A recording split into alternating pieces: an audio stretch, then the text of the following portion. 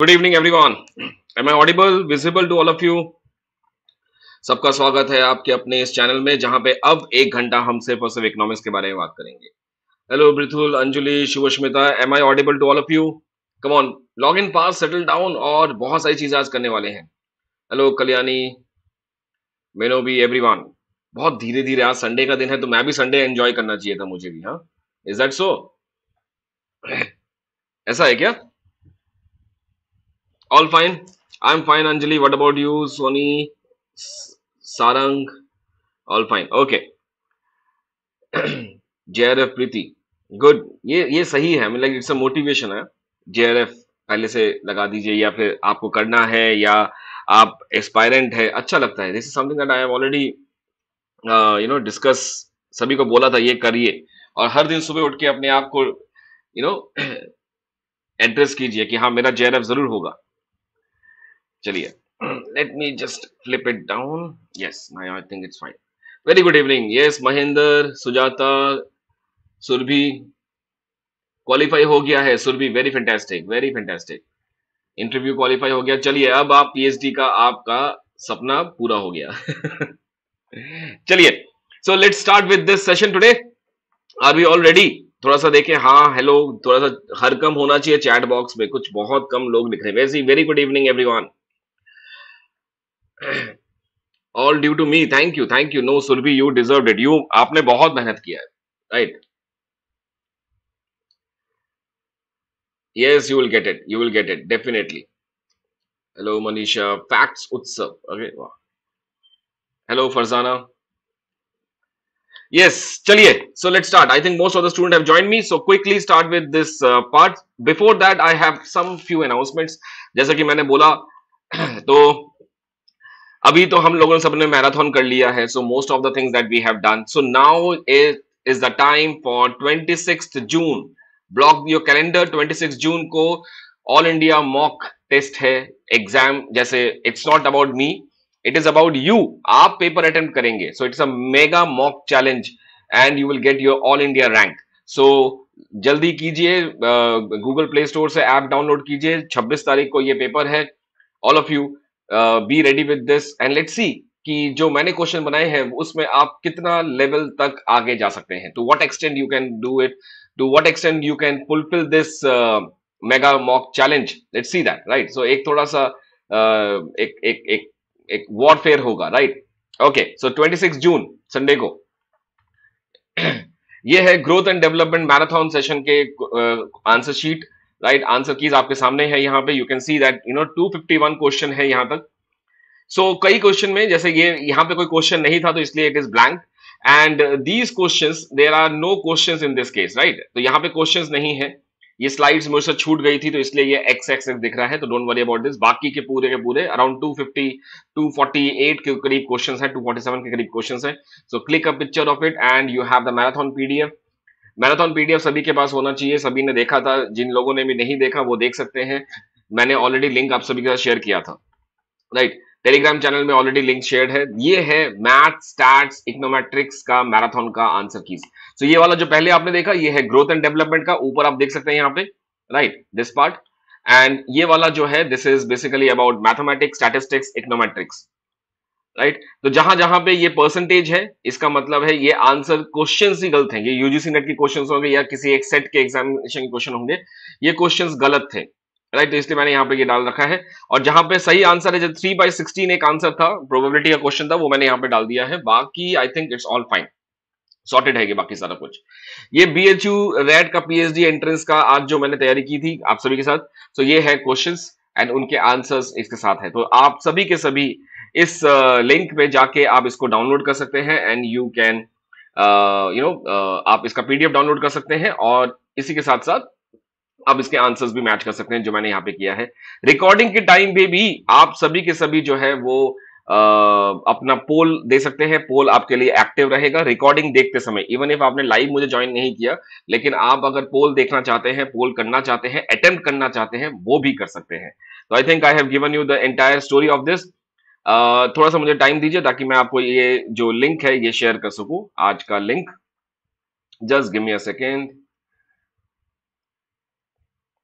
Yes, this is the link. Yes, ये है link, इसका भी पीडीएफ मिलेगा। पेड बैच को कमेटी ऑल अलग से कराओगे? आप अमृता प्लीज एक बार अपने स्टडी प्लान में देखिए, वहां पे स्टडी प्लान में अगर कोई दिक्कत हो तो मुझे बताना। कल कमेटी वाला सेशन है, आई थिंक सो। आपने स्टडी प्लान देखा? नहीं देखा तो एक बार देख लीजिएगा। राइट, कल का स्टडी प्लान में हम कमेटी स्पेशल करने वाले हैं। Okay, next let's move to the next part. जैसे आप सभी के प्रॉमिस किया था, Indian economy crash course episode 1, episode 2, episode 3, ये सारा का सारा एक ही लिंक में अवेलेबल है। राइट, जो लिंक मैं ऑलरेडी इस टेलीग्राम चैनल में बहुत बार सर्कुलेट करता हूं, तो you have to be here in this channel, और ये फ्री फॉर ऑल है। राइट, पीडीएफ आपको डाउनलोड कर सकते हैं, हिंदी इंग्लिश में कंटेंट होता है। इसके अलावा मुझे नहीं लगता कि कोई और इशू होना चाहिए। इकोनोमेट्रिक्स का क्रैश कोर्स भी आप देख सकते हैं, उसके अंदर है। तो ये लिंक वेरी इंपॉर्टेंट है। इंडियन इकोनॉमिक्स सिर्फ और सिर्फ 4 सेशन है, इकोनॉमेट्रिक्स के कोर्स क्रैश कोर्स के 4 सेशन है। Do join them. राइट, सो आप देख सकते हैं डेट यहाँ कहां है। 21 जून से शुरुआत है इंडियन इकोनॉमिक्स की, 25 June, 26 June, and similarly for econometrics 9, 10th and 16th, और आगे भी चलेगा, ये मैंने आपको नहीं दिखाया यहाँ पे। Yes, Ritu Rani please be updated. International public economics के आंसर की ऑलरेडी मैं सर्कुलेट कर चुका हूं। मॉक टेस्ट का लिंक जैसे ही आप मॉक टेस्ट डाउनलोड करेंगे, आपके पास बिल्कुल ऑलरेडी होगा, गूगल प्ले स्टोर से ऐप है, तो वहां पे आप जस्ट स्टे इन्फॉर्म्ड, वहां पे लिंक जरूर आएगा। राइट, मेगा मॉक चैलेंज का मॉक टेस्ट का आपके पास लिंक जरूर आएगा वहां पे। Please be updated. राइट, तो ये आज मैंने आपको इन्फॉर्मेशन दिया है, बहुत जल्दी आपके पास वेबसाइट में भी लिंक आ जाएगा। पेपर कब तक हो सकते हैं? Please call NTA customer care number. आपके पास एनटीए का कस्टमर केयर नंबर होगा, Ecoholic, please call them and ask them कि भाई हमने तो फीस भरी थी, पेपर कब करवा रहे हो? Ask them. ठीक है, any other question before we start with the paper? कुछ और क्वेश्चन है किसी के?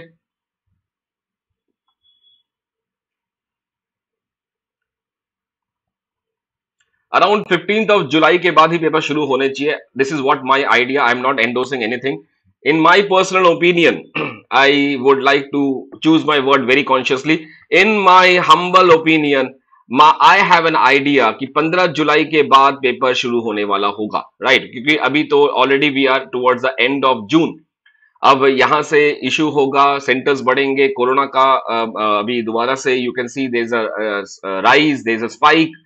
अब everything is depending upon the exogenous factor, बहुत ही कम हमारे हाथ में है। हमारे हाथ में जो था हमने कर दिया है, तो आपके हाथ में अभी जो है वो है स्ट्रैटेजी, वो है प्रिपरेशन, वो करते रहिए। एनडीए कल पेपर करवाए या परसों पेपर करवाए या 2 महीने बाद करवाए, we should be ready. Right, endogenous variable को ही हमें कंट्रोल करना है, एक्सोजीनियस वेरिएबल तो हमेशा बाहर ही होता है। Any other thing? Micro macro के मैं आंसर कीज नहीं दे रहा हूं, आई have given them all. So I think इतना, इससे ज्यादा it will be like already I am towards my reaching my limit. आपके पास जो भी मैंने माइक्रो मैक्रो में क्वेश्चन करवाए थे, वो सारे के सारे ऑफिशियल आंसर कीज आपके पास अवेलेबल है, क्योंकि मैंने वो यूट्यूब में करवाया है, चाहे वो कर्नाटका सेट हो, केरला सेट हो, वेस्ट बंगाल सेट हो, महाराष्ट्र सेट हो, गुजरात सेट हो, I have already done them.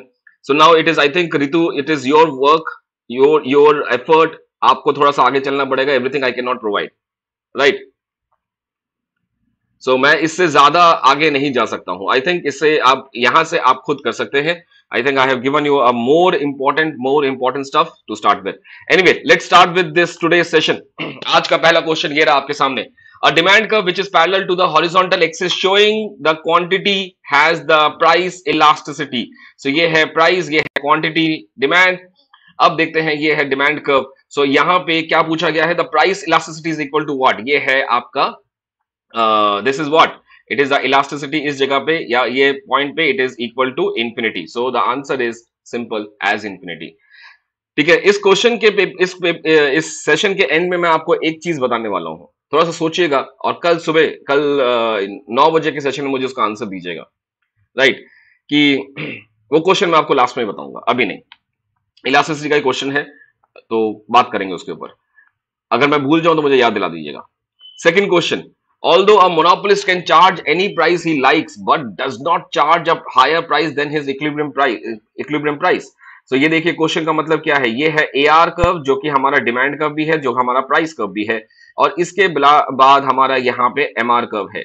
सो ठीक जहां पे एमआर कर्व इसको टच करेगा वो पॉइंट हमारा होगा एआर का इक्विलिब्रियम पे, राइट। और ये आप देख सकते हैं कुछ इस तरीके से, just let me just remove this, थोड़ा सा गलत हो गया ये, यस, इंटरसेक्ट कर गया वो उसको, राइट, ये एसी कर्व हो गया। अब अब पूरी की पूरी बात ये आती है कि ये चाहे तो इससे हायर प्राइस भी चार्ज कर सकता है, राइट, ये चाहे तो इससे भी हायर प्राइस चार्ज कर सकता है। ये आ गया प्राइस आपका, ऐसे भी कर सकता है। तो आप यहाँ पे देख सकते हैं कि हो क्या रहा है, प्राइस जो है ऊपर चला गया। सो हायर प्राइस का यहाँ पे क्या मतलब है, क्या वो उससे ज्यादा कर सकता है? नहीं, क्योंकि point to be noted is AR curve is downward sloping. AR curve जब डाउनवर्ड स्लोपिंग है तो एक मोनोपोलिस्ट जो है या तो प्राइस को ऊपर कर सकता है या तो क्वांटिटी को ऊपर कर सकता है, दोनों में से कोई एक वो करेगा। बिकॉज जैसे ही वो प्राइस इंक्रीज करेगा तो by default law of demand क्या करेगा, आउटपुट को कम करेगा, आउटपुट डिमांड कम कर देगा। तो इसीलिए या तो वो आउटपुट इंक्रीज करेगा कम प्राइस पे, या फिर प्राइस ज्यादा रख के कम आउटपुट बेचेगा। That is what the point is. तो इसीलिए वो जो है वो इक्विलिब्रियम हायर प्राइस से हायर नहीं जा सकता, और वो हमेशा इस जगह पे रहेगा जहां पे इनइलास्टिक पार्ट है, राइट, इस जगह पे ही वो ज्यादा रहेगा, सॉरी इलास्टिक पार्ट में वो रहेगा यहाँ पे। तो ये पॉइंट याद रखिएगा कि हमेशा वो हायर प्राइस पे रहेगा। तो higher price means a fall in the total revenue. अगर उसने प्राइस ज्यादा चार्ज कर दिया तो लोग क्वांटिटी डिमांड कम करेंगे, क्वांटिटी डिमांड अगर कम हो गया तो इसका रेवेन्यू पे इंपैक्ट आएगा। Because total revenue is what, it is the price into quantity और output sold. So the right answer will be A. Next question, which of the following condition specify the least cost combination. Least cost combination का मतलब क्या है, वो point जहां पे tangency होता है, जहां पे टेंजेंसी होता है, किसका टेंजेंसी, जहां पे slope of isoquant is equal to the slope of price line, right, price line या isocost line, producer price line, ठीक है। तो यहां पे क्या होगा, तो स्लोप ऑफ आइसोकॉन का मतलब क्या है, M R T S L K, L के पहले लिखा है मैंने, और जो कि मतलब है पी एल अपॉन पी के बराबर होगा, पी एल अपॉन पी के बराबर होगा। So this is one point जो कि यहां पे दिख रहा है आपको। एमआरटीएस का मतलब जो है वो है एमपीएल अपॉन एमपीके भी होता है। इसका मतलब है del Q by del L upon del Q by del K, it is also equal to del K by del L. तो ये सारा का सारा आपके सामने आ गया है। तो ये भी है, ये भी है, ये भी है। एक पॉइंट याद रखना कि यहां पे दिस इज एमपीके, ये एमपीके है। अब इसका मतलब क्या है, इसका मतलब है एम आर टी एस के एल, तो इसका मतलब है एमपीके अपॉन एमपीएल, जो पहले आएगा वो ऊपर जाएगा, right. So D Q by D K upon D Q by D L, it is equal to del L by del K, इसीलिए यहां पे डेल एल बाई डेल के आया है। तो all of them are the answers. I think I have given you sufficient explanation to this. Is it clear? Done. Let's move to the next part. Which of the following is not relevant in case of Sweezy oligopoly model? Sweezy oligopoly model का मतलब क्या था कि जब price rise करेगा ए firm तो price B firm raise नहीं करेगा, लेकिन जब price of A firm decrease होगा तो प्राइस ऑफ बी फर्म भी डिक्रीज होगा। यानी कि price rise is followed by is nothing. Price rise अगर कोई करेगा दूसरा वाला नहीं करेगा, अगर प्राइस फॉल करता है, प्राइस रिड्यूस करता है तो दूसरा भी प्राइस रिड्यूस करेगा, राइट। तो ये है point. A price cut by a firm is followed by the price cut by the rival, right. यहां पे नॉट पूछा है क्वेश्चन में, तो ये ठीक है। Price hike is not followed by the rival firms, ये भी ठीक है। Price do not react, firms do not react to price change made by one of the firm. Do not react, question को ध्यान से पढ़ना यहां पे, this is do not react, they do not react, they do react, right. firms react to all kinds of price changes made by the rival। अब देखो यहां पे एक छोटा सा प्रॉब्लम आएगा, ये दोनों तो अब आंसर्स बिल्कुल नहीं है बिकॉज ये सही है। अब अगर हम बोलते हैं do not react, do not react का मतलब क्या है कि अगर किसी ने प्राइस इंक्रीज किया तो मैं रिएक्शन नहीं दे रहा हूं, मेरा रिएक्शन देने का मतलब है कि मैं प्राइस इंक्रीज नहीं कर रहा हूं, right. So do not react, so इस जगह पे प्राइस ए बी का इंक्रीज नहीं हुआ, राइट। प्राइस चेंज लिखा है यहां पे, राइट। तो प्राइस चेंज का मतलब है कि जब मैं पी ऑफ ए कम कर रहा तो मैं यहां पे भी कुछ नहीं करूंगा, I will not do anything. I will not give any reactions here also. So do not react to the price change. Change word है, increase नहीं है, decrease नहीं है, तो change का मतलब दोनों चीजें होंगी. So इसलिए this is not correct. Official answer की में इसका आंसर डी दे रखा है जो कि गलत है. Right, firm react to all kind of price changes made. Right, all kinds का मतलब है जब मैं इंक्रीज हो रहा है मेरे राइवल का प्राइस, मैं राइज नहीं कर रहा हूं. How I am reacting to a rise in the price. जब मेरा कॉम्पिटिटर बिजनेसमैन जो है वो अपना इंक्रीज कर रहा है प्राइस, उसका रिएक्शन मैं क्या दे रहा हूं, मैं इंक्रीज नहीं करूंगा. अगर वो कम कर रहा है तो मैं रिएक्शन दे रहा हूं, कैसे, कम करके. सो चाहे मैं प्राइस चेंज करूं या चाहे मैं प्राइस चेंज ना करूं, दोनों ही केस में मेरा रिएक्शन जा रहा है, मेरी प्रतिक्रिया जा रही है वहां पे.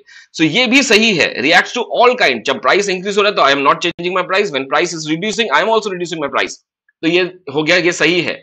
सो आंसर की के हिसाब से मुझे लगता है इसका सी आंसर गलत है. राइट, सी आंसर होना चाहिए. डी इसमें आंसर दे रखा है जो कि मेरे हिसाब से गलत है. C should be the correct answer because firm do react. Right, I hope ये कंफ्यूजन क्लियर हो गया होगा सबके दिमाग में. Right, if one increases it will not be followed but of decrease between, yes, so that basically implies when you are not reacting, when you are not increasing the price, that means you are reacting. Right, even not reacting is also action. Yes, okay, चलिए next question में चलते हैं. I think this is एक question याद रखना, ऐसे हर एक paper में ऐसे एक दो क्वेश्चन हमेशा मिलेंगे आपको. क्वाज़ाई रेंट जो है ये किसने दिया था कॉन्सेप्ट क्वाज़ाई रेंट का, ये दिया था मार्शल ने. राइट, और इसके कॉम्पिटिटर कौन था, रिकार्डो का रेंट थ्योरी. राइट, रिकार्डो की रेंट थ्योरी जो कि बताया जाता है, रिकार्डो ने बोला कि रेंट जो है सिर्फ दो वजह से होता है, या तो स्केर्सिटी या तो डिफरेंशियल रेंट. स्केर्सिटी का मतलब जब चीजें जब तक वो स्केर्स नहीं होगी, राइट, जब तक वो कमी नहीं आएगी तब तक वो रेंट नहीं होगा, वो नॉर्मल मिलेगा. राइट, वो नॉर्मल फैक्टर अर्निंग मिलेगा. लेकिन जैसी चीजें स्केर्स होने से शुरू होती हैं तो उसको रेंट मिलना शुरू हो जाता है, चाहे वो लैंड हो, कैपिटल हो, लेबर हो, कोई भी फैक्टर हो. क्वाज़ाई रेंट का मतलब है मार्शल ने ये दिया था. और ये चीज ऐसी है जब शॉर्ट रन में हमें आउटपुट को बढ़ाना है, तो आउटपुट को बढ़ाने के लिए हमें किसी तरीके से फिक्स फैक्टर्स लेने पड़ते हैं जो कि हम खरीदते नहीं है, जो हम किराए पे लेते हैं. राइट, तो वो कॉन्सेप्ट है क्वाज़ाई रेंट का. सो क्वाज़ाई रेंट जो है ये सिर्फ और सिर्फ शॉर्ट रन में क्वाज़ाई रेंट होता है. क्वाज़ाई रेंट जो है ये सिर्फ शॉर्ट रन में होगा, that is greater than zero. But long run में क्वाज़ाई रेंट खत्म हो जाता है, जो कि बिल्कुल जीरो हो जाता है. ये पॉइंट एक याद रखिएगा. सो the right answer will be economic rent in the short run but transfer earning in the long run. Right, बिल्कुल सही, यही ऑप्शन है इसका, transfer earning in the short run. ये ट्रांसफर अर्निंग नहीं है, this is basically the quasi rent, transfer earning both in this. ये इसके लिए मैंने आपको छोटा सा एक क्रिस्पी पार्ट दिया है फ्रॉम द पेड नोट्स. आप ये देख सकते हैं, quasi rent introduce by Marshall. ये क्वेश्चन इंपॉर्टेंट है, चाहे आप पीजीटी के लिए तैयारी कर रहे हैं, चाहे आप नेट की तैयारी कर रहे हैं, चाहे वो पीएचडी के लिए तैयारी कर रहे हैं, ये क्वेश्चन हमेशा आता है. क्वाज़ाई रेंट वाला जो था ये यूपी पीजीटी में क्वेश्चन आया हुआ है. इस पेपर में से तकरीबन 4 क्वेश्चन ऐसे हैं जो कि यूपी पीजीटी के लास्ट ईयर में क्वेश्चन आए थे. 2021 का पेपर, क्योंकि मैंने पीजीटी पढ़ाया था तो मुझे सही से याद है कि 2021 में 4 क्वेश्चन आए थे यहां से, इस पेपर में से. राइट, सो एक क्वेश्चन तो आपके सामने है, दिस इज द वन जो कि पेपर में पूछा गया यूपी पीजीटी के पेपर में. नेक्स्ट पे चलते हैं, आप इसका स्क्रीनशॉट लेके एक बार इसको पढ़ लीजिएगा. नेक्स्ट आते हैं, according to the loanable fund theory the rate of interest is a function of. देखिए, लोनेबल फंड थ्योरी जो है ये है नियो क्लासिकल का जो था थ्योरी ऑफ इंटरेस्ट रेट था, जिसके हिसाब से saving is a function of R, I is a function of R, and I is equal to S at the equilibrium rate of interest. Neoclassical ने इसको और ठीक किया, जहां पे लोनेबल फंड की बात की गई. लोनेबल फंड जो है दो तरह के होते हैं, एक होता है डिमांड फॉर लोनेबल फंड और एक होता है सप्लाई फॉर लोनेबल फंड्स. यानी कि वो पैसा जो आप सप्लाई करते हैं सेविंग के रूप में इन्वेस्टमेंट करवाने के लिए, और डिमांड का मतलब है वो पैसा जो आप डिमांड करते हैं इन्वेस्टमेंट के लिए. So it is investment, desire to hold, quantity of money and all of the above. So इसका right answer is all of the above. आपके लिए छोटा सा मैंने आपके लिए यहाँ पे नोट्स दे रखा है, आप पढ़ सकते हैं. Again these are from the paid notes. So supply from the loanable fund जो है ये है LS is equal to S plus DH plus delta M, जहां पे S का मतलब है सेविंग, एग्रीगेट सेविंग, DH का मतलब है डिसहोल्डिंग. राइट, जहां पे आप अपना हाथ से पैसा कैश इन हैंड है उसको रिड्यूस करते हैं और आप उसको लिक्विडिटी से आप basically what I can say cash in hand कम करते हैं, कैश इन हैंड कम करते हैं और इस पैसे को आप सेविंग में डालते हैं कि भाई हमारे हाथ में जो पैसा है वो फालतू में पड़ा है, उसमें कोई इंटरेस्ट नहीं मिलेगा। तो जब रेट ऑफ इंटरेस्ट बढ़ता है तो आप उस कैश को, उस तरल कैश को आप सेविंग में रखते हैं, तो इससे आपको इंटरेस्ट मिलता है। वो सेविंग में जो रखा वो बैंक के रूप से आगे इन्वेस्टमेंट में चला जाएगा। और ये है डेल्टा एम। डेल्टा एम का मतलब है बैंक क्रिएटेड मनी, यानी कि आपका मनी सप्लाई का पार्ट है, ये क्रेडिट क्रिएशन का पार्ट है, राइट। सो सेविंग जो है, supply of loanable fund is a function of all these things. और demand for loanable funds is basically investment जो फर्म्स करती है, गवर्नमेंट जो लोन्स लेती है बैंकिंग सेक्टर से, और ये डिससेविंग है, यानी कि अगर हाउस होल्ड ने कोई लोन लिया है, राइट, तो ये पॉइंट है। तो ये सारा का सारा जो है इंटरेस्ट रेट इन दोनों से इक्वेट करके बनता है at the equilibrium. So L D is equal to L S, यानी कि ये सारा इक्वल होगा, इंटरेस्ट रेट जो मिलेगा वो इन सब का फंक्शन होगा। इसलिए मैंने पिछले क्वेश्चन में आपका आंसर दिया all of the above. While analyzing the marginal productivity theory of distribution, the Clark gave more emphasis on it is the demand for labor, because marginal productivity theory है depending upon कि क्या एक labour की marginal productivity रहेगी, उसके हिसाब से उसका demand for labor determine किया जाता है। क्लार्क की थ्योरी है, सिंपल सा पॉइंट है इसमें और कुछ नहीं। A general equilibrium is defined as, एक जनरल इक्विलिब्रियम एक पोजीशन है जहां पे सारे के सारे मार्केट एक साथ, चाहे वो गवर्नमेंट हो, हाउस होल्ड हो, कंज्यूमर हो, इंडिविजुअल हो, मतलब प्रोड्यूसर हो, फॉरेन सेक्टर हो, shoe market, laptop market, mobile market, good market, factor market, money market, bond market, सारा का सारा एक साथ एक ही जगह पे अलग अलग टाइम पे एक ही समय पे साइमल्टेनियसली सभी के सभी एक साथ एक इक्विलिब्रियम पे जा रहे हैं, कन्वर्ज हो रहे हैं। यानी कि साइमल्टेनियस वर्ड भी सही है, right. All markets are getting clear, ये भी सही है। सारे के सारे प्राइसेस साइमल्टेनियसली डिटरमाइन होंगे, ये भी सही है। सारे के सारे प्रोड्यूसर्स अपना मैक्सिमम प्रॉफिट अर्न करेंगे, सारे के सारे कंज्यूमर्स अपना मैक्सिमम यूटिलिटी करेंगे। सो ये सारी की चीजें, सारा का सारा वेलफेयर कंप्लीट पूरा, राइट। तो जनरल इक्विलिब्रियम एक ऐसा सिचुएशन है जहां पे it's a simultaneous equation model, right. जैसे कंप्लीट क्लासिकल मॉडल है, कंप्लीट केंशियन मॉडल है, वही एक टाइप का एरो ड्यूब्रे ने दिया था, ये लियोन वॉलरस ने दिया था। यहां पे सारी सारी चीजें एक साथ होंगी। तो दिस इज, आई कैन से correct also, this is perfectly correct also, right. एक पूरा का पूरा सही है। जनरल इक्विलिब्रियम के लिए परफेक्ट कंपटीशन होना जरूरी है, तो इसलिए मुझे लगता है कि ये करेक्ट ज्यादा अच्छा रहेगा। परफेक्टली करेक्ट भी चलेगा बिकॉज यहां पे कुछ और नहीं बोला गया है। So both of the answers are clear, are fine, A and C both of them are correct. Next, according to Mundell in an optimum currency area, ये वाला करेंसी एरिया आप सभी को पता होगा, मैंने आप सभी को बताया था कि मान लीजिए eastern India and eastern USA के बीच में जो होना चाहिए वो फिक्स्ड एक्सचेंज रेट होना चाहिए, जैसे अभी हमारे इंडिया में है। सो दिल्ली से महाराष्ट्र, महाराष्ट्र से वेस्ट बंगाल, वेस्ट बंगाल से तमिलनाडु, में कहीं पे भी जाऊं रुपये की वैल्यू सेम है। लेकिन इनका कहना है कि रॉबर्ट मंडल का ये कहना था कि ईस्टर्न इंडिया और ईस्टर्न यूएसए का सेम होना चाहिए, बिकॉज इन दोनों की कंडीशन सेम है, सिचुएशन सेम है, इन दोनों का सेक्टर्स भी सेम है। मान लीजिए इन ईस्टर्न इंडिया जो है वो इंडस्ट्री में ज्यादा अच्छा है, ईस्टर्न यूएसए जो है वो भी इंडस्ट्री में ज्यादा अच्छा है, तो दोनों का सेम नेचर है, इसलिए फिक्स होना चाहिए, right. Similarly western India plus western USA दोनों का अगेन सेम है, दोनों मान लीजिए एग्रीगेरियन नेचर के हैं, कृषि प्रधान रीजन्स हैं, तो यहां पे क्या है, इन दोनों के बीच में भी फिक्स एक्सचेंज रेट होना चाहिए, राइट, फिक्स एक्सचेंज रेट होना चाहिए। लेकिन इन दोनों के बीच में हमेशा फ्लेक्सिबल होना चाहिए, यानी कि बिल्कुल हमारे सोच से परे। जैसे हम लोग सोचते हैं कि इंडिया के अंदर डोमेस्टिक टेरिटरी के अंदर रुपी वैल्यू सेम रहेगा, लेकिन रॉबर्ट मंडल ने बोला ऑप्टिमम करेंसी एरिया कोई एक ज्योग्राफिकल लोकेशन से नहीं होता है, कोई एक पॉलिटिकल बाउंड्री से नहीं होता है।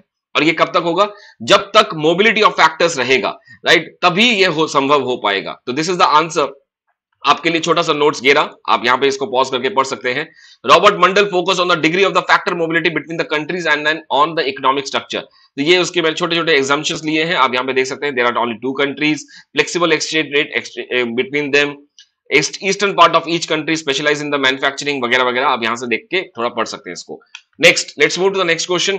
एन एग्रीमेंट, ये क्वेश्चन नेक्स्ट दोबारा यूपीपीजीटी में आया था, आज के बीएचयू रैट में भी ये क्वेश्चन हमने देखा, और इससे पहले की बहुत जगह पे आ चुका है, तो रिपीटेड क्वेश्चन है। अगेन आई कैन से इसको ध्यान से करिएगा, ये क्वेश्चन मैंने आज भी बताया, दोबारा ये दूसरी टाइम चल रहा है ये क्वेश्चन। यहां पे क्या क्या है, फ्री ट्रेड एरिया तो है ही है, चलो ठीक है, फ्री ट्रेड एरिया है, कॉमन एक्सटर्नल टैरिफ भी है, यानी कि ये हो गया कस्टम यूनियन हो गया यहां पे। फिर फ्री मोबिलिटी ऑफ कैपिटल भी है, लेबर भी है, इसका मतलब है ये हो गया common market, right, common market, custom union भी हो गया। Degree of unification in the government policies and the monetary policy, यानी कि मॉनेटरी पॉलिसी भी सेम है, यानी कि जैसे यूरोपियन यूनियन, ईसीबी, राइट, जहां पे 19 कंट्री का एक ही बैंक है, तो ये वाला केस हो गया इकोनॉमिक यूनियन। सबसे हाईएस्ट डिग्री यहां पे यही है। अब यहां पे आप सभी के, आज सुबह किसी एक स्टूडेंट ने पूछा कि सर यहां पे पॉलिटिकल यूनियन क्यों नहीं हो सकता? पॉलिटिकल यूनियन में फिस्कल पॉलिसी का पॉलिटिकल यूनियन से कोई लेना देना नहीं है। Fiscal policy something different, political union is something different.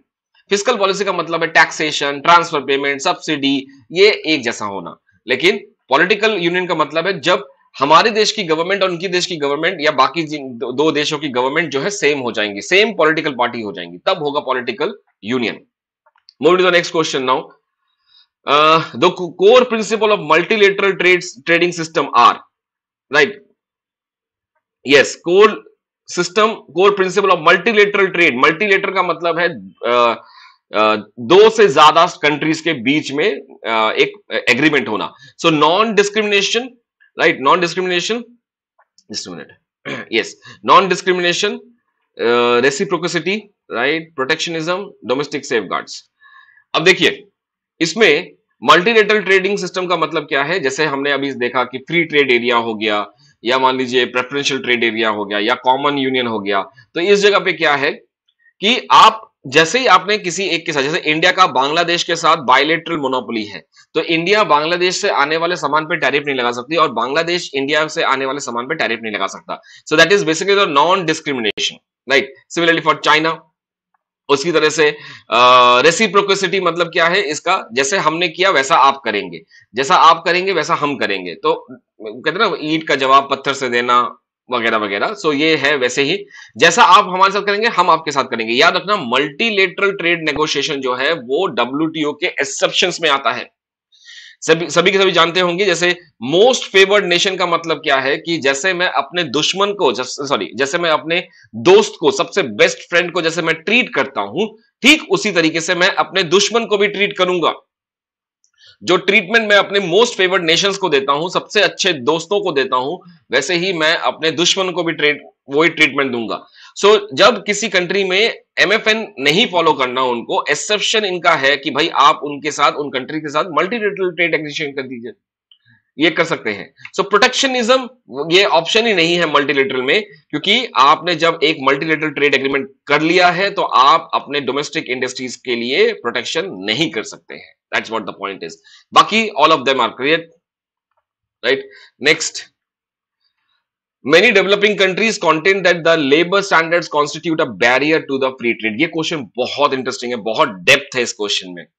देखिए नॉर्मली क्या होता है, जैसे इंडिया हो गया, इंडिया में हमारे पास यहाँ पे सबसे इंपॉर्टेंट क्या है, we are a labour abundant country. हमारे देश में लेबर ज्यादा मिलता है, लेबर ज्यादा मिलता है इसलिए लेबर सस्ता भी है। लेबर सस्ता है इसलिए हमारे देश में जो भी प्रोडक्शन होती है वो कॉस्ट ऑफ प्रोडक्शन से कम होती है। अब इंडिया में मान के चलिए एक छोटा सा एग्जांपल देता हूं, फायर वर्क्स, राइट, या क्रैकर्स, पटाखे, राइट। सो पटाखों की बात अगर हम करते हैं तो इंडिया में जो लेबर स्टैंडर्ड है वो इतना ज्यादा लोग फॉलो नहीं करते हैं। एग्जाम्पल आप सभी ने सुना होगा child labour, right, child labour. अब इंडिया में चाहे सरकार कितना भी कुछ काम कर ले, सरकार की मेजर्स बहुत अच्छे हैं, लेकिन हकीकत यह है कि बहुत जगह पे ऐसा केसेस मिलेंगे, आपने भी देखा मैंने भी देखा, जहां पे चाइल्ड लेबर होता है, राइट। कई बार ढाबे में, कई अलग अलग क्रैकर्स की इंडस्ट्री में ये होता है। अब जहां पे चाइल्ड लेबर हुआ वहां पे क्या हुआ, कॉस्ट ऑफ लेबर और सस्ता हो गया, राइट। ऑब्वियसली चाइल्ड लेबर का उसका बार्गेनिंग स्किल कम है, तो कॉस्ट ऑफ लेबर और कम हो गया। अब हमारे देश से बनने वाला जो फायर वर्क है, मान लीजिए ये जाता है अमेरिका में, तो अमेरिका सीधा मना कर देगा कि नहीं दोस्त, हमें ये सामान नहीं चाहिए। क्यों? बिकॉज आपके देश में ये स्टैंडर्ड को फॉलो नहीं करके बनाया गया है, और हमारे देश में ये स्टैंडर्ड है कि हर 21 साल से ऊपर जो इंसान है वही फायर वर्क में काम करेगा। अगर मैंने आपके सामान को अपने देश में अलाउ किया तो इसका मतलब क्या है कि आप बेचेंगे यहां पे $1 में, और मेरा सामान जो कि लीगल तरीके से बना है वो बिकेगा $3 में, कोई उसको खरीदेगा नहीं, आप ही का सामान खरीदेंगे। तो ये नुकसान तो मैं होने नहीं दूंगा, क्योंकि हमारे देश के प्रोड्यूसर्स ने लेबर स्टैंडर्ड्स को फॉलो किया है, जो कि डब्ल्यूटीओ ने बोला है। अब इसीलिए बहुत सारे डेवलपिंग कंट्री ये कहते हैं कि जो लेबर स्टैंडर्ड जो निर्धारित किया गया है वो हमारे लिए बैरियर है। हम सबसे सस्ता सामान भी बना लेते हैं, लेकिन हम फिर भी बाहर बेच नहीं सकते, बिकॉज जब कोई इंपोर्ट करेगा तो ये बोलेगा कि भाई ये तो तुम्हारे लेबर स्टैंडर्ड में है ही नहीं, तो इसलिए हम इसको नहीं खरीद सकते। That is what the point is, because ये पूरा का पूरा, आई थिंक मैंने छोटा सा एग्जांपल दिया, आपको समझ में आ गया होगा। So assertion is correct, definitely correct. Reason they are competitive, there का मतलब है ये डेवलपिंग कंट्री की बात हो रही है, जो कि विकासशील देश है, लेसर डेवलप कंट्रीज है, उनके लिए है। In the global economy in is a cheap labour, तो अविकसित देशों या विकासशील देशों का जो एडवांटेज है, राइट, वैश्विक जो उनका लाभ है वो यही है कि उनके पास सस्ते श्रम मिलता है। तो this is what the correct answer is. So I will go with A and R, both are correct and R is a correct explanation. बहुत ध्यान से देखना, हर जगह पे ये नॉट यहां पे है, बी में नॉट नहीं है, तो इसलिए B is the answer, right. Next, according arrange in the WTO ministers, ठीक है। सो इसके लिए मैं आपको एक नोट देता हूं, ये वाला, जैसे लास्ट टाइम भी मैंने बताया था, नूर सुल्तान कजाकिस्तान में ये होने वाला था 2021 में, 2020 की बात थी एक्चुअली, कोरोना काल में ये था, लेकिन उसको पोस्टपोन कर दिया गया। पोस्टपोन करके बोला गया कि दिसंबर के महीने में किया जाएगा, दिसंबर 2021 में, तब भी पोस्टपोन हो गया बिकॉज अगेन कोरोना के केसेस बढ़ गए थे। अब फाइनली ये हो चुका है, जिनेवा में 12 से लेकर 16 जून के बीच में हुआ है, तो इसका याद रखिएगा क्योंकि अभी रिसेंट ये हुआ। तो जिनेवा स्विट्जरलैंड में 12 से लेके 6 जून 2022 में ये खत्म हुआ है। आज है हम लोग 19 तारीख में। अच्छा, अब इसको से मिनिस्टर्स राउंड है, तो इसको जल्दी से देख लेते हैं। जिनेवा, तो ये तो अभी भी आ सकता है, लेकिन ये क्वेश्चन 2012 का है, तो जिनेवा, तो ये एक आ सकता है यहाँ पे। सो ये दिसंबर 2011। दोहा कहां था, ये देखो, Doha November 2001। Hong Kong, it was 2005। Seattle is in 1999। सो आप मैच कर लीजिए इसको, तो ये होना चाहिए पहले 4, फिर आना चाहिए दूसरा, फिर आना चाहिए तीसरा, फिर आना चाहिए पहला, तो it should be C. Next, hedging, what is the meaning of hedging? तो हेजिंग का सिंपल मतलब है, we all understand this, right. Okay, let me read the options. Yes, the acceptance of the foreign exchange rate, the covering, foreign exchange rate covering करने का मतलब ही है hedging, right. तो इसमें और कुछ मुश्किल नहीं, आगे चलते हैं। In which term a unit of SDR was originally denominated? अगर हम ओरिजिनल की बात करें तो इसका मतलब है एक SDR की वैल्यू जो है वो $1 होती थी, लेकिन यह बंद हो चुका है, राइट। इसको अभी चेंज कर दिया गया है, तो इसके लिए तो वैसे तो आंसर इसका ये है, अभी 5 करेंसीज मिलके एक SDR बनता है, और वो क्या है, यहां पे आप देख सकते हैं। ये है, ये क्वेश्चन भी कई बार ट्रिकी होता है। तो अभी जो है लेटेस्ट डेफिनेशन के हिसाब से 2016 से लेके ये टेक्निक फॉलो किया जा रहा है, जहां पे एक एसडीआर का मतलब है 0.58 $, 0.38 यूरो, राइट। ओके, एक सेकंड, यहां पे आऊंगा मैं। This is the percentage, right, this is the percentage change, percentage है ये। सो एक एसडीआर का मतलब है, एक एसडीआर कैसे बनता है, सो 41.73% $, 30.93 euro, 10.92 Chinese yuan, and Japanese yen है 8.33, और पाउंड स्टर्लिंग है 8.09। तो ये 5 आपको यहां पे बहुत इंपॉर्टेंट चीज याद रखनी है। पहली चीज ये है कि कौन से ऐसे 5 करेंसी हैं जो कि एसडीआर में इंक्लूडेड है। बहुत ज्यादा बातें चल रही थी इसके ऊपर कि इंडिया का भी इंक्लूड कर दीजिए, इंडिया का रुपी भी इंक्लूड कर दीजिए, लेकिन अभी कुछ ऐसा बात चल रही है, फाइनेंस मिनिस्टर जी बोल रहे हैं, लेकिन अभी देखो क्या होता है, अभी आने में बहुत टाइम लगेगा। एनीवे, तो तब तक आप लोग आगे अपने स्टूडेंट्स को पढ़ाएंगे कि हाँ चलो अब इंडिया आ गया है, आने वाले 10 साल के बाद होने वाला होगा। तो अभी के लिए यूएस डॉलर है, यूरो है, चाइनीज युआन है, जापानीज येन है, पाउंड स्टर्लिंग है, आज भी ये रेट चलते हैं। और एक एसडीआर का मतलब है उसमें 0.41% जो है वो यूएस डॉलर का है, 0.30 जो है वो है यूरो का। आप इस सबको प्लस करेंगे तो आपको 100 मिलेगा, 100% मिलेगा। 100% का मतलब एक एसडीआर है, राइट। और ये फिक्स नंबर है, यानी कि एक एसडीआर का मतलब है, एक एसडीआर का मतलब है 0.58 यूएस डॉलर। ये इसका मतलब है, जब एक्सचेंज रेट होता है एसडीआर और डॉलर के बीच में, तो ये रेट चलेगा, राइट। सो आशा करता हूं ये समझ में आ गया होगा, ये है एक एसडीआर में क्या क्या कंपोनेंट है, और ये जब एक्सचेंज करना हो एसडीआर को यूएस के साथ, डॉलर के साथ, तो ये चेंजेस हैं, राइट। तो सबसे वीक जो है वो है पाउंड स्टर्लिंग यूके का, राइट। जापानीज येन, ये देखो यूरो, चाइनीज युआन, तो चाइना देखो 3 नंबर पे है यहाँ पे, तो इंडिया को भी आना चाहिए। Anyway, this is what my idea is. So इस स्लाइड को भी याद रखिएगा, बहुत इंपॉर्टेंट स्लाइड है। Next, which of the following is an adverse effect of euro currency market? Euro currency market adverse effect हम पूछ रहे हैं यहां पे, ठीक है। So euro currency market, international capital market, decrease in the world's nominal money supply, the indication of the international capital market meeting the BOP deficit. adverse effect का मतलब है कि यहाँ पे एडवर्स सिलेक्शन मैं पढ़ रहा था, इसको एडवर्स इफेक्ट है, यानी कि इसकी वजह से क्या क्या मुश्किल हो रही है। तो यूरो करेंसी मार्केट की वजह से क्या है, there is a very what you say volatile, बहुत ज्यादा वॉलेटाइल इंटरनेशनल कैपिटल मार्केट हो चुका है।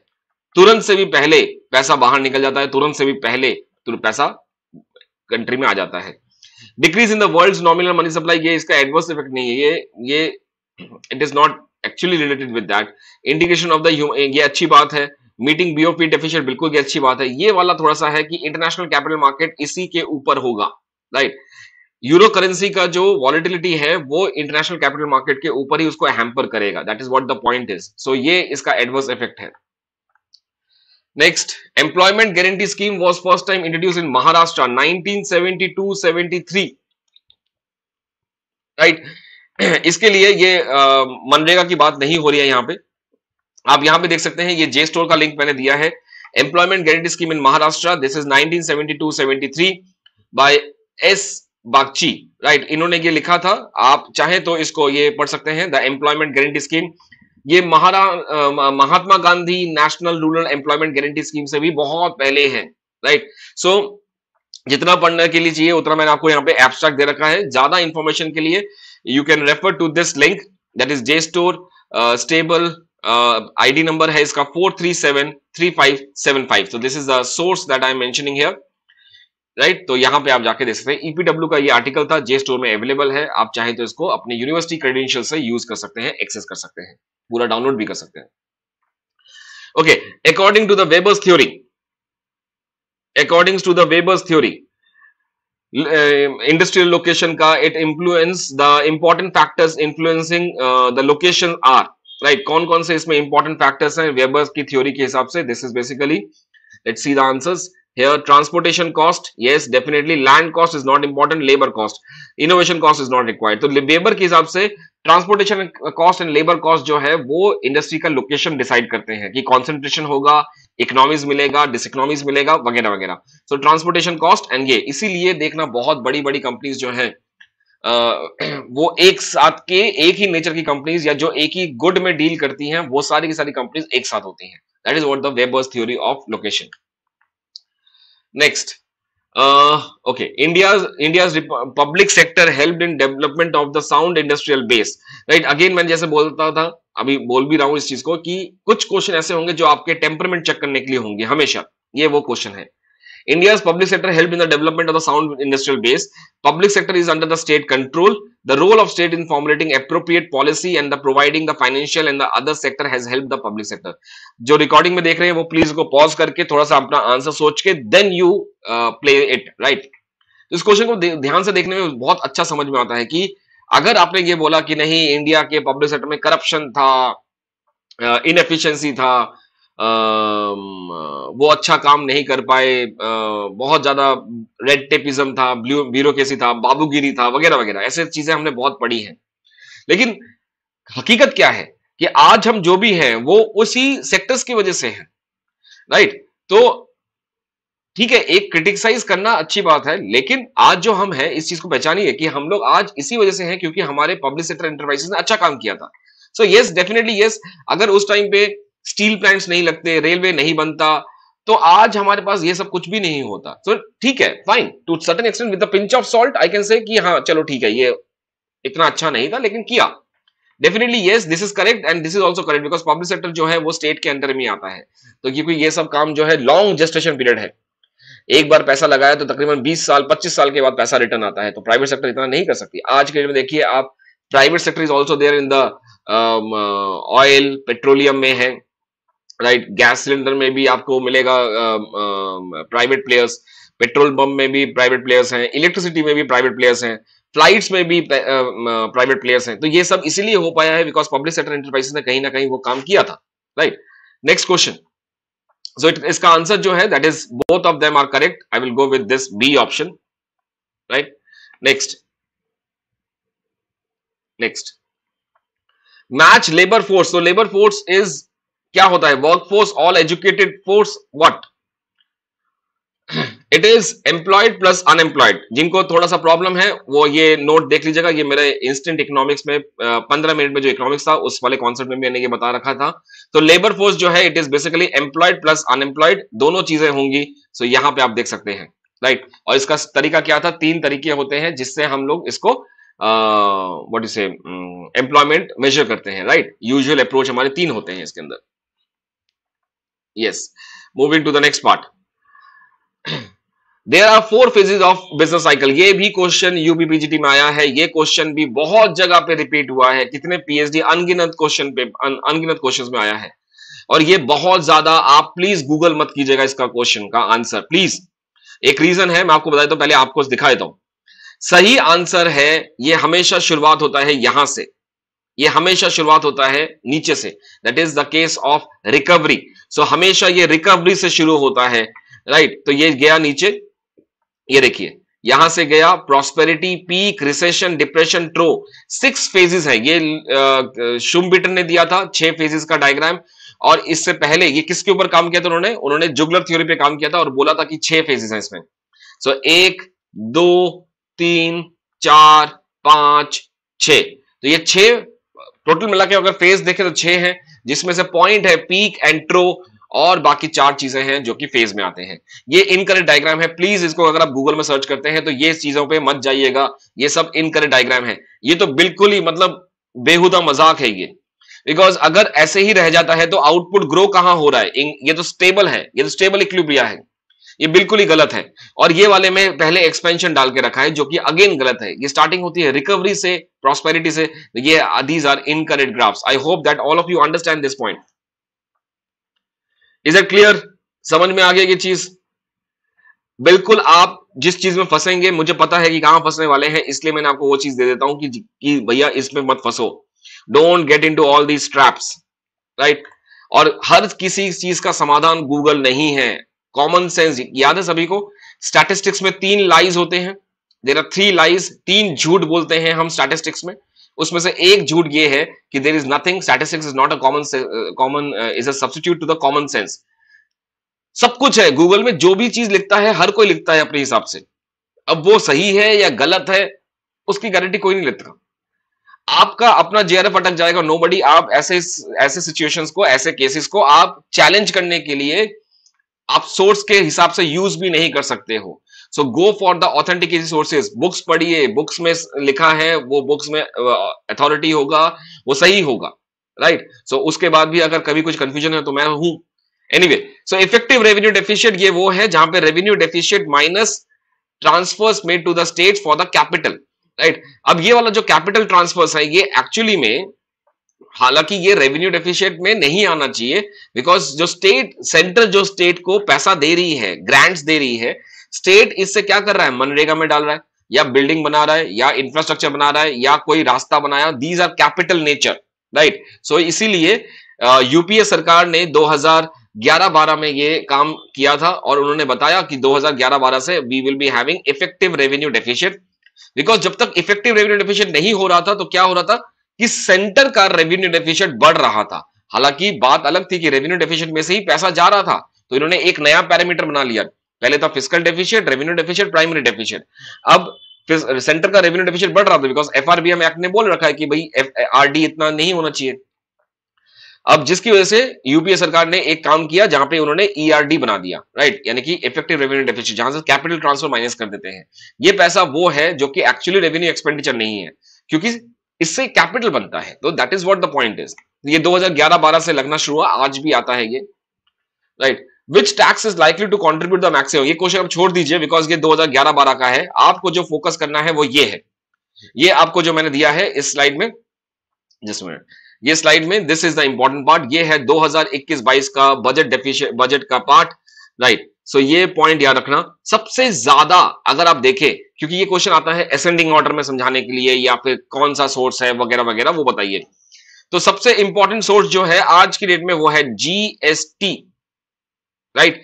इसके बाद आता है corporation tax, corporate tax, and that is equal to income tax. बहुत ध्यान से देखना, ये जीएसटी कहां गया, 29% इसके अलावा जीएसटी है, राइट, और 25% कॉर्पोरेशन टैक्स है, और इनकम टैक्स है 25%। तो यानी कि ये हो गया आपका 29%। गवर्नमेंट के पास जितना पैसा आ रहा है उसमें से 29% जीएसटी से आ रहा है। सीटी और आईटी का जो है वो है 25%, 25%। और इसके बाद जो आ रहा है वो है नीला वाला purple colour, that is union excise duty, right. और लास्ट में जो आता है वो आता है custom union, custom duty, right. So ये कितना है 15%, ये कितना है 6%। दोनों ही चीज आपको मैंने जीडीपी के हिसाब से यहां बता दिया है। ये है अगर 100 रुपए गवर्नमेंट को टैक्स रेवेन्यू मिलता है तो 100 रुपए में से 29 रुपए जो है जीएसटी के हैं, 25 रुपए जो है कॉर्पोरेशन टैक्स के हैं, 25 रुपए इनकम टैक्स के हैं। ये जीडीपी के हिसाब से है। तो जीडीपी का कितना कंपोनेंट जीएसटी देती है? तो बहुत ज्यादा, आप देखिए 2.8 बहुत ज्यादा ह्यूज नंबर है ये, राइट। 2.5 2.5 ये है, और 1.5 और 6। तो आशा करता हूं ये समझ में आ गया होगा। सबसे इंपॉर्टेंट सोर्स जो है लास्ट 2 साल में वो जीएसटी निकल के आया है। Next, gross fiscal deficit of the government, state government. तो यहां पे स्टेट उसकी बात नहीं की है हमने, सेंट्रल गवर्नमेंट की बात नहीं की है। This is about the state government, right. So कैसे निकलता है ये?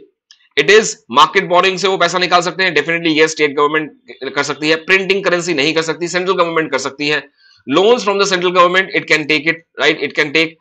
एक्सटर्नल बोरिंग नहीं कर सकती है। तो स्टेट गवर्नमेंट किसी बाहर से पैसा नहीं ले सकती है। तो इसलिए तो फेडरेशन में ये आता है, फिस्कल फेडरेशन में। तो ये दोनों आंसर सही है, this should be this one. Next, canons of taxation Adam Smith ने दिया था, पब्लिक एक्सपेंडिचर फिनले शिरास ने दिया, effect of incidence, effective incidence Hicks, formal incidence और इफेक्टिव इंसिडेंस, ठीक है। A benefit receive by Erik Lindahl. तो आप मैच कर लीजिएगा इसको। इट शुड बी 2, पहले 2 होना चाहिए, फिर होना चाहिए 3, फिर होना चाहिए 1, फिर होना चाहिए 4। सो 2 3 4 1 4, इट इज ए। नेक्स्ट, ये क्वेश्चन में बहुत ज्यादा कंफ्यूजन है। बहुत सारे स्टूडेंट ने कहा कि सर इसका इसका आंसर गलत दे रखा है। बिल्कुल सही है, इसका आंसर गलत है। अगर आप ध्यान से देखना तो direct tax committee, direct tax inquiry committee, ये कब आई थी? डायरेक्ट टैक्स इंक्वायरी कमेटी की अगर हम बात करें, जस्ट लेट मी, मुझे रिकॉल कर दीजिए, मुझे इतना अच्छा क्रोनोलॉजी याद नहीं रहता। Direct tax committee, Matthew committee ना, मैथ्यू का था ये। एक चीज और, ये माथुर कमेटी कोई नहीं है, माथुर कमेटी नहीं है, मेहताई कमेटी है ये, राइट। तो टैक्सेशन इंक्वायरी कमेटी जो है 1926। Then you have Wanchoo direct tax inquiry report 1970। India tax reform report on survey, ये था कैल्डर का 1956। सो 1956, राइट, 1926, 1970 वांचू, वांचू का हो गया, और ये कैल्डर 1956। तो एक बार देखते हैं, late me just, I think I have included this, yes, आप देख सकते हैं यहाँ पे टैक्सेशन इंक्वायरी कमेटी, वांचू और कमेटी, और Indian tax reform, this is the Nicholas Kaldor. So 1926, 70, 56, right. इसका आंसर में गड़बड़ है क्योंकि यहां पे पहले 2 मैच हो जाते हैं, बाकी के 2 मैच नहीं होते हैं। और प्लीज बी अवेयर कि there is nothing called as Mathur committee. Mathur commission या माथुर कमेटी नहीं है दोस्तों, प्लीज इसका याद रखना। We don't have Mathur committee. Economics में माथुर कमेटी नहीं है, किसी और माथुर के बारे में बात कर रहे हैं तो फिर बात अलग है, लेकिन हमारे टैक्सेशन में माथुर कमेटी नहीं है। What we have is Mathai, John Mathai committee, right.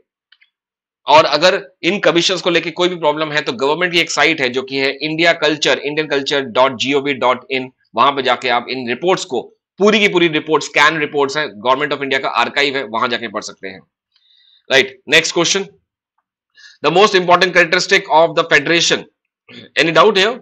Yes, it is Mathai, very good.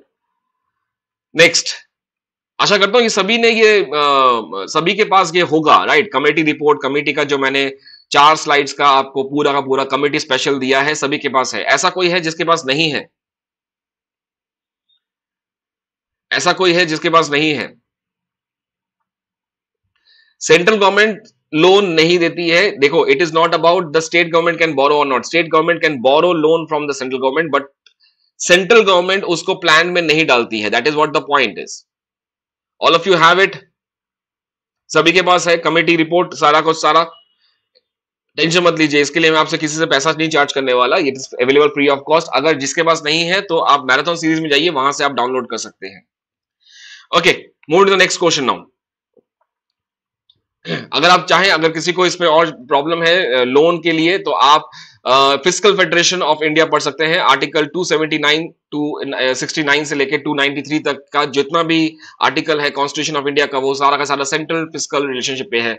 So central government की तरफ से जो पैसा जाता है वो सेंट्रल गवर्नमेंट लोन नहीं देती, स्टेट गवर्नमेंट उसको लोन लेती है, ये कर सकती है, right. Anyway, central supremacy over state, non-correspondence between the function and the resources of the center and the state, perfect match between the functions and the resources of the central and state.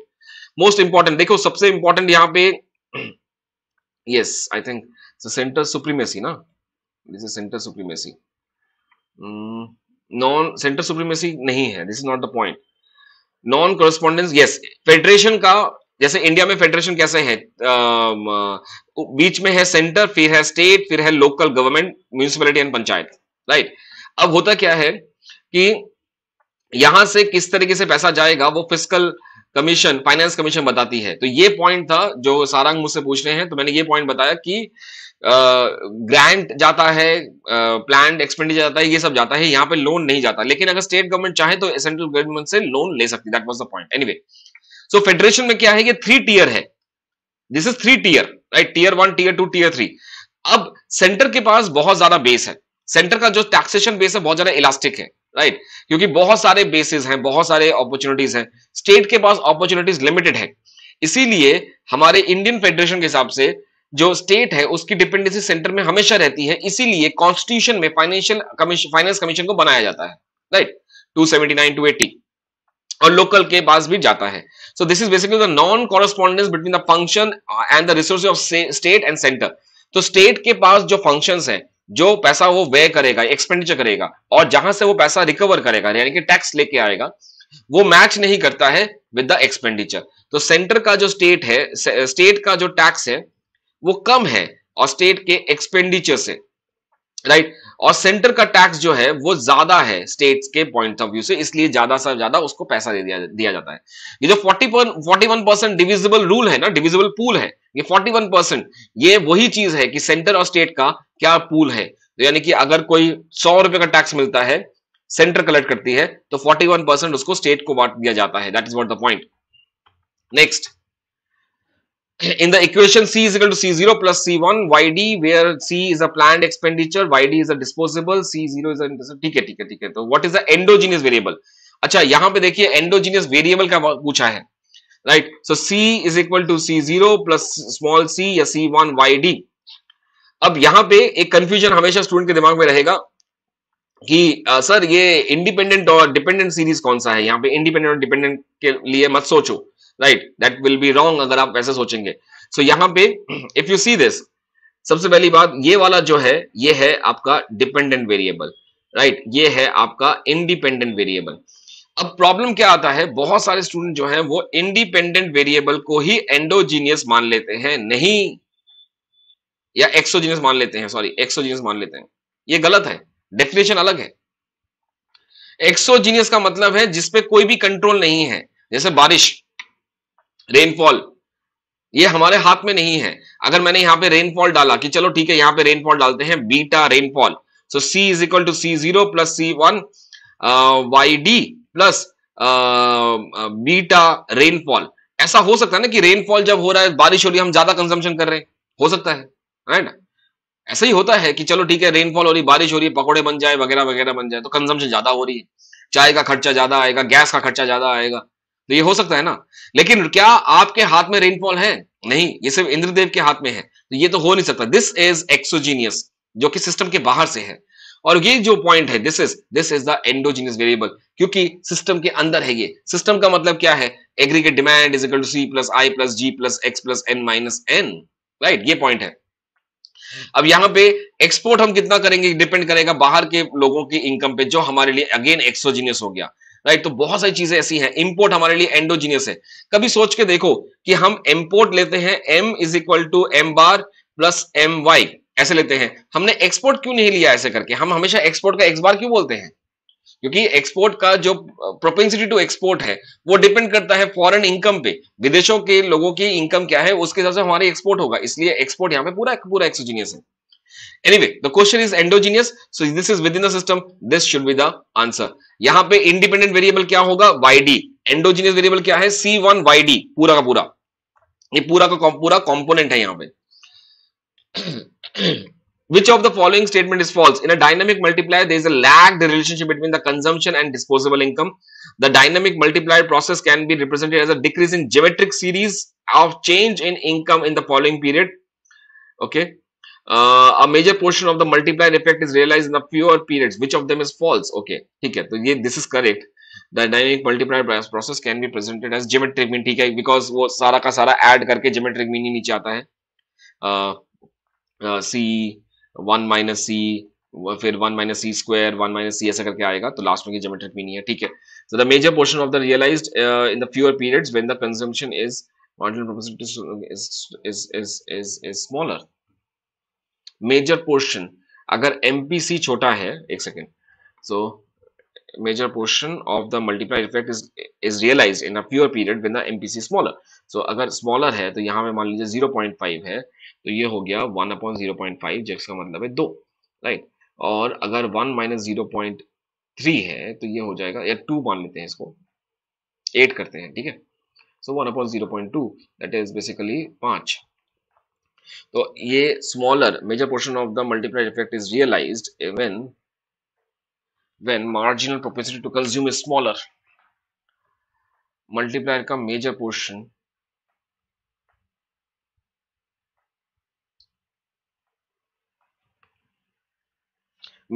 of the multiplier is realized in the fewer periods when the marginal propensity to consume is larger. Larger अगर है तो 5 पे rounds बढ़ जाएंगे, right. What do you think? What do you think?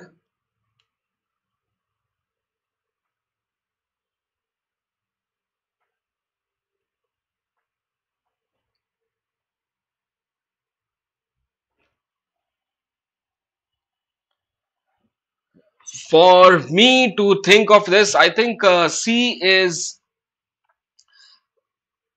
major portion of the multiplier effect is realized in the fewer periods when the marginal propensity to smaller is consumed smaller. अगर ये smaller है तो rounds कम है, right. Rounds कम है यानी कि दुगना.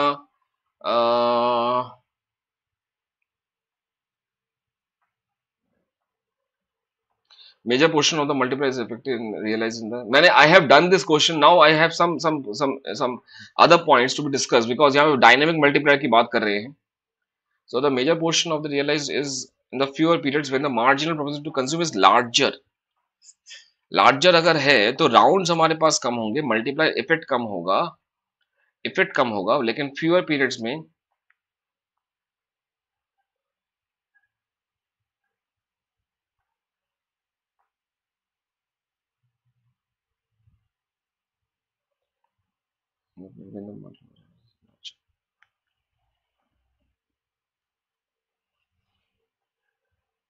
I think to the best of my knowledge it should be C.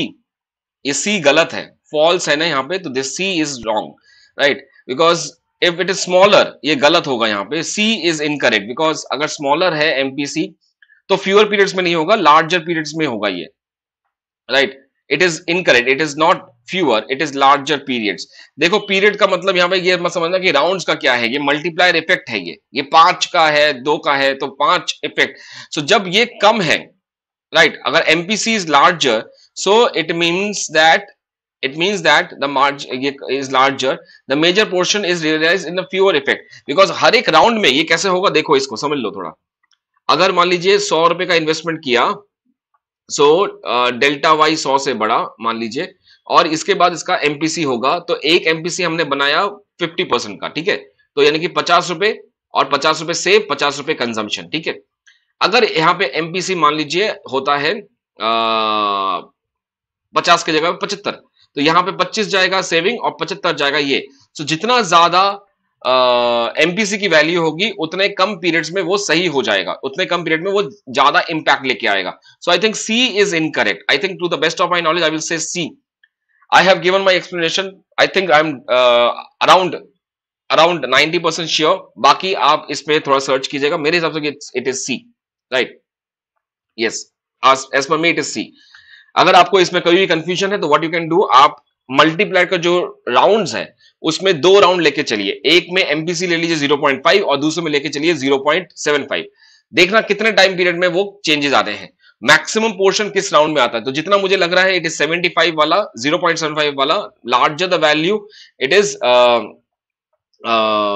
Will be there in the fewer periods, but smaller period, smaller MPC होगा तो वो फ्यूअर पीरियड में नहीं करेगा, वो लार्जर पीरियड में करेगा, उतना कम इंपैक्ट आता है उसका। Anyway, so according to which of the following hypothesis consumption is irreversible? फिर भी मैं एक काम करूंगा, सिंस बहुत सारा कंफ्यूजन यहाँ पे स्टूडेंट ने भी किया है सी एंड डी का, मैं एक बार इसको दोबारा देखूंगा and I will give you the final answer tomorrow, final answer in tomorrow session, right. मैं थोड़ा सा और इसको लेके थोड़ा सोचता हूं, मेरे ख्याल से it is C, I will not change, but अगर कुछ नया इंपॉर्टेंट मिलता है तो I have to change, right. Consistency important है, सो कल मिलते हैं इसके ऊपर। So irreversible ratchet effect, it is basically permanent income नहीं, relative income hypothesis, that is B, right. Next चलते हैं, which of the following models of business cycle generates constant cycles. Constant cycle कहां पे होगा, it is Hicks model, because Hicks model में अगर हम देखेंगे तो दिस इज लिमिट है, फुल लिमिट है, ऑटोनोमस लिमिट है, ऐसा है, राइट, ऐसा है। सो यहां से शुरुआत हुई, फिर ये ऐसे जाएगा ना, तो वो है यहाँ पे Hicks model, it is constant model. Okay, which of the following is not an assumption of Harrod model of growth. तो desired capital ratio, desired capital output ratio is constant, इनमें से कौन सा है, ठीक है, let's see this. Okay, the saving is a constant proportion. Saving is equal to S upon Y. That is, this is constant, and this is also equal to marginal propensity to save. Labor force, yes, definitely yes. So labor force grows at the rate of N. That is, N is the population growth rate. Factor prices are flexible. No, factor prices are not flexible here. It is not an assumption. ये माना ही नहीं जाता. Factor prices के बारे में बात ही नहीं है. So it is all of them, right? ये सब सही है. This is incorrect. नॉट पूछा है क्वेश्चन में, not an assumption, this assumption is not made, ये एजम्पशन है ही नहीं उसमें, राइट। और एक बात याद रखिएगा कि हैरड-डोमर मॉडल जो है ये केन्शियन फ्रेमवर्क में बनता है, राइट, ये केन्शियन फ्रेमवर्क में बनता है, तो केन्शियन फ्रेमवर्क में इट इज कांस्टेंट और फिक्स्ड प्रोपोर्शन है ये। Next, I think I will now wind up, this is the last question for the day. Velocity of money, ये क्वेश्चन हमने बहुत बार किया भी है पहले। क्लासिकल्स के हिसाब से velocity of money that is V is stable, right. Keynes ने बोला नहीं नहीं नहीं नहीं, ये this is V is not stable, right, it is unstable. और मॉनेटरिस्ट ने बोला कि भाई दिस इज स्टेबल, अनस्टेबल तो नहीं, हम ये बोल सकते हैं कि V इज कांस्टेंट, और जो V है ये कांस्टेंट है और ये किसी चीज पे डिपेंड नहीं करता है। हाँ, जो चीज पे ये डिपेंड करता है वो है टेक्नोलॉजी, जैसे UPI पेमेंट आ गया, राइट, NEFT आ गया, जिससे वेलोसिटी और बढ़ेगी, राइट। टेक्नोलॉजी प्रोग्रेस हो गया, या फिर अवेयरनेस, कंज्यूमर अवेयरनेस, कंज्यूमर कितना जागरूक है, वगैरह वगैरह। सो ये पॉइंट याद रखिएगा, ये भी इंपॉर्टेंट है, स्टेबल अनस्टेबल के पूछते हैं बहुत ज्यादा। तो velocity of money is stable function, it is basically classical, velocity of money is unstable, it is Keynes, and the velocity of money is constant and does not depend on the interest rate, and this is monetarist. So it is 3-2-3, क्या हो गया यहाँ पे, कुछ गड़बड़ किया क्या, 3-1-2, have I made some mistake here? नहीं, मैंने कुछ गड़बड़ किया है, एक सेकंड रुको, ये स्टेबल फंक्शन है ना, I think I made a mistake. नहीं, velocity of money is a stable function of its determinant, stable function is monetarist, मैंने कुछ वहां पे सही लिखा था बट यहाँ पे मैं गलत मैच कर रहा हूँ। Velocity of money is unstable and it is Keynes, unstable function, velocity of money is constant ना, तो ये वाला पॉइंट है ये। So stable, unstable, this is what? So it should be, it is 2-1-3, 2-1-3. This is what the point is. So velocity of money is stable, monetarist, unstable, Keynes is constant, classical. Right? Okay, एक और question ले लेते हैं, last आ गया यहाँ पे। So A.W. Phillips wage inflation, it is basically based on the static expectation. इसको हम कई बार कहते हैं animal spirit, right? मैंने बहुत बार एनिमल स्पिरिट वर्ड को समझाया है कि अपने सेशंस में भेड़ चाल जो लोग करते हैं वैसे ही करते रहेंगे, honesty is the best policy, सबके साथ अच्छा ही होगा, मार्केट को देख के चलेंगे, वगैरह वगैरह, राइट। तो स्टैटिक एक्सपेक्टेशन, ओके। एडेप्टिव जाएगा मिल्टन फ्रीडमैन के साथ, और रैशनल एक्सपेक्टेशन जाएगा रियल बिजनेस स्कूल के साथ। एक्स्ट्रापोलेटिव एक्स्ट्रापोलेटिव एक्सपेक्टेशंस नहीं है। ओके, सो कल मिलते हैं, see you tomorrow at the same time, इसी पेपर का सेकंड पार्ट लेके। सो 36 क्वेश्चन हमने कर लिया है। एक क्वेश्चन मेरे पास है जिसको मैं थोड़ा सा ब्रेनस्टॉर्मिंग करना है, बट आई थिंक ये क्वेश्चन पहले भी आया हुआ है, मैंने उसका आंसर यही दिया है, सी, जैसे कि आपको बताया। लेट्स सी, मैं थोड़ा सा और इसको तथ्य खोजता हूं, थोड़ा सा और इसके बारे में पढ़ता हूं, जनरल थ्योरी निकालता हूं, डायनामिक मल्टीप्लायर पढ़ना पड़ेगा। Anyway, thank you guys, thank you so much.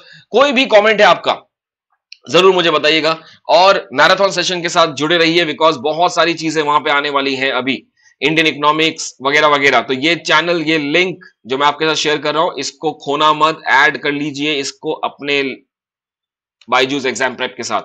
और जिनको बायजूस एग्जाम प्रेप डाउनलोड नहीं करना है, नहीं नहीं सर हमें नहीं करना, हमारे पास नहीं करना है ये चीज, आप रिकॉर्डिंग देखिए, रिकॉर्डिंग देखिए, पीडीएफ डाउनलोड कीजिए। अगर पसंद ना आए तो मत रखना, लेकिन अगर पसंद आए तो जरूर ऐप इंस्टॉल करना, बिकॉज आफ्टर ऑल फ्री में है ये सब कुछ, right. Thank you guys, comment जरूर लिखिएगा, लाइक शेयर सब्सक्राइब करना मत भूलना। मैं पहले नहीं बोलता, बिकॉज पहले हमने काम कर लिया, पढ़ लिया, अब लाइक तो एक होना चाहिए, right. This is all what I get from you, nothing else in terms of payment और nothing else in terms of the money. So respect, love and like, this is what I like from all of you. Please do like it, share it, and see you tomorrow at 9 p.m. Thank you.